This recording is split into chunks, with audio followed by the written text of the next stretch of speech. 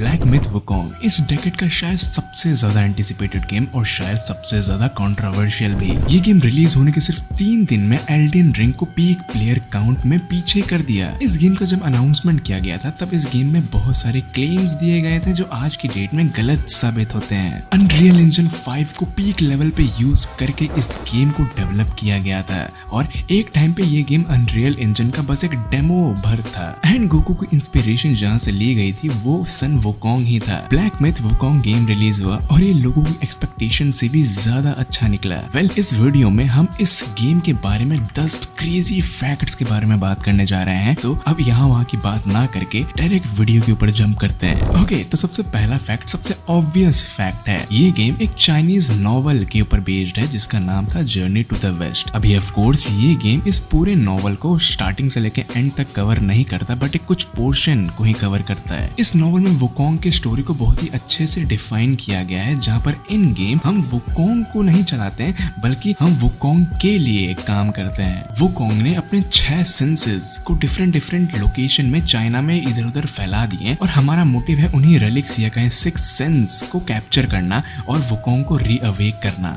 इसी के साथ बढ़ते हैं सेकंड फैक्ट पे जो इसी चीज को कंटिन्यू करती है। गेम के अंदर आप मंकी किंग सन वुकोंग को नहीं चला रहे जो इमॉर्टल है। हाँ, अगर स्पॉयलर्स को हटा दे तो गेम के स्टार्टिंग में आप वुकोंग को थोड़े टाइम के लिए जरूर कंट्रोल करते हो बट वो पत्थर का बनने से पहले अपने 6 सेंसेस को 6 रेलिक्स के फॉर्म में पूरे चाइना में स्कैटर कर देता है और जो मंकी इस 6 रेलिक्स को ढूंढ के वापस लाएगा वही डेस्टिन्ड 1 कहलाएगा और आप इस गेम में एज अ डेस्टिन्ड 1 खेल रहे हो जो कि इमॉर्टल नहीं है बट बहुत ही पावरफुल मंकी है। Fact number 3, developers controversy. अब गाइस, इस गेम के रिलीज होने से पहले इस गेम के साथ बहुत सारी कंट्रोवर्सी जुड़ी हुई थी। फॉर एग्जांपल, इस कंपनी यानी कि गेम साइंस नाम की कंपनी जिसने ब्लैक मिथ वुकोंग को डेवलप एंड पब्लिश किया है, इस कंपनी में वुमेन्स के वर्क एनवायरनमेंट पे काफी सारे सवाल उठाए गए थे। प्लस इस गेम के डायरेक्टर के कई सारे ऐसे स्टेटमेंट हैं, फॉर एग्जांपल लड़के वॉर्स में गन्स एंड कैप्चर करने के सपने देखते हैं बट लड़कियां ये सारे सपने नहीं देख सकती हैं, एक्सेट्रा एक्सेट्रा एंड ऐसे और भी बहुत सारी चीजें हैं। एक और एग्जांपल दूं तो गेम में एक कैरेक्टर है ये जिसका नाम है सरपेंट लेडी और गेम के ऑफिशियल्स ने ही कुछ फेटिशेस बताए हैं अपने इस लेडी को लेकर के जो कि बहुत वियर्ड है और मैं इस वीडियो में वो सारी चीजें नहीं बोल सकता। एंड ऐसी और भी ढेर सारी कंट्रोवर्सीज जुड़ी हैं इस गेम के साथ डेवलपर्स को लेकर के जिससे ये सवाल उठने लगे थे कि क्या इस गेम को खेलना भी चाहिए। फैक्ट नंबर 4, बिफोर रिलीज इस गेम को सोल्स लाइक बताया जा रहा था बट रिलीज होने के बाद इस गेम को more like God of war and DMC जैसा देखा गया। इस गेम को सोल्स लाइक इसलिए कहा जा रहा था क्योंकि लोग ऐसा सोच रहे थे कि ये एक बॉस रश गेम है जहाँ पर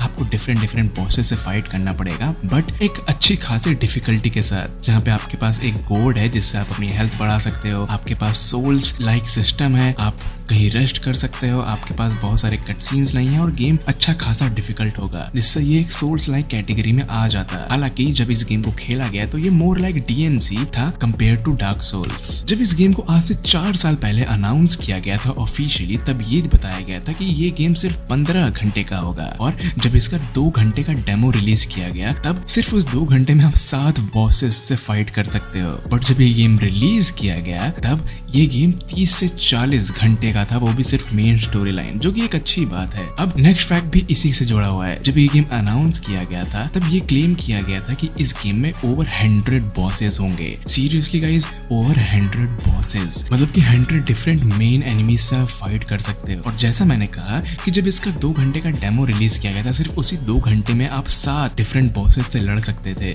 अब जब ये गेम रिलीज हो गया है तब ये क्लेम बिल्कुल ही फॉल्स साबित हुआ क्योंकि इस गेम में टोटल 91 बॉसेस हैं। हालांकि हो सकता है कि इस गेम में अपडेट के साथ डिफरेंट DLCs के साथ और बॉसेस ऐड किए जाएं बट आज की डेट में 100 नहीं सिर्फ 91 बॉसेस हैं। वैसे ये 91 बॉसेस भी बहुत इंप्रेसिव है और इसीलिए इस गेम में डिफरेंट टाइप के बॉसेस आपको देखने को मिल रहे होंगे यूट्यूब पे। नेक्स्ट फैक्ट, इस गेम का मेन कैरेक्टर शायद गेमिंग हिस्ट्री का स्ट्रॉन्गेस्ट गेमिंग कैरेक्टर है और इसमें कोई डाउट नहीं है। मैंने रिसेंटली ही एक वीडियो बनाई थी क्रेटोस वर्सेस सन वुकोंग जहां पर मैंने अच्छे से एक्सप्लेन किया था कि क्यों सन वुकोंग बहुत ताकतवर है और क्रेटोस भी उसके सामने स्टैंड नहीं कर सकता। वुकोंग से पहले हमारे पास कुछ ही कैरेक्टर्स थे जो बहुत ताकतवर थे जैसे असुरा, अकुमा, डांटे, वर्जिल या फिर क्रेटोस। बट इस गेम के रिलीज होने के बाद अब हमारे पास एक और स्ट्रॉन्गेस्ट गेमिंग कैरेक्टर है, इस पे मैं एक वीडियो बनाऊंगा। नेक्स्ट फैक्ट, इस पूरे गेम में आपको ऐसा लग रहा होगा कि आप डिफरेंट वेपन्स यूज कर सकते हो एंड डिफरेंट मूव से ट्राई कर सकते हो। बट ऐसा नहीं है, इस गेम में आपके पास सिर्फ एक ही वेपन है जो कि है ये स्टाफ। अब हाँ, आपके पास 3 डिफरेंट स्टैंसेस हैं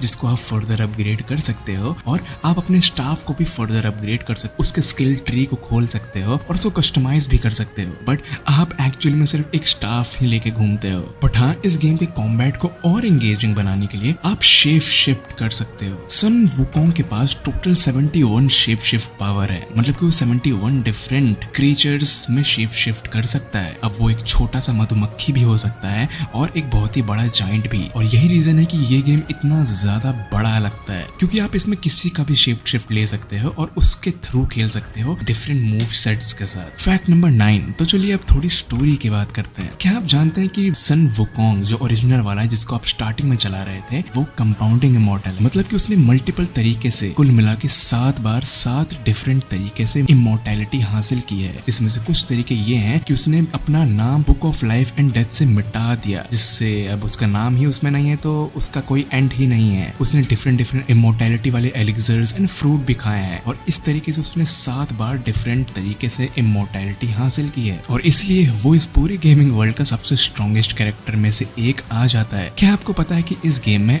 आपका मैक्स लेवल 342 जा सकता है और इसके आगे आप और लेवल अप नहीं कर सकते। और इसका एक बहुत ही अच्छा रेफरेंस ये है कि जब वुकोंग ने अपना नाम देखा था book of life and death में, तब उसकी मैक्सिमम एज 342 ही थी and that's the reason game के अंदर भी सन वुकोंग की मैक्सिमम लेवल 342 है। और जब आप इस गेम को स्टार्टिंग में खेल रहे थे और आप वुकोंग को चला रहे थे, यानी कि मंकी किंग को, तब उसका कोई हेल्थ बार या फिर कोई भी लाइफ ये सब नहीं थी। मतलब कि वो मर ही नहीं सकता था क्योंकि वो इमॉर्टल था। क्यों था ना कमाल का फैक्ट। वेल गाइस, अगर आपको ये सारे फैक्ट्स पसंद आए हो और क्या आप वुकोंग खेल रहे हो, ये सारी बातें आप मुझे नीचे कमेंट सेक्शन में बताइए। आपको ब्लैक मिथ वुकोंग कैसा लगा? क्या ये आपके एक्सपेक्टेशन से ऊपर थी या फिर नीचे? वेल, मुझे तो ये गेम पर्सनली बहुत ज्यादा अच्छा लगा एंड या मैं आपको मिलूंगा किसी नेक्स्ट वीडियो में एंड गुड लक।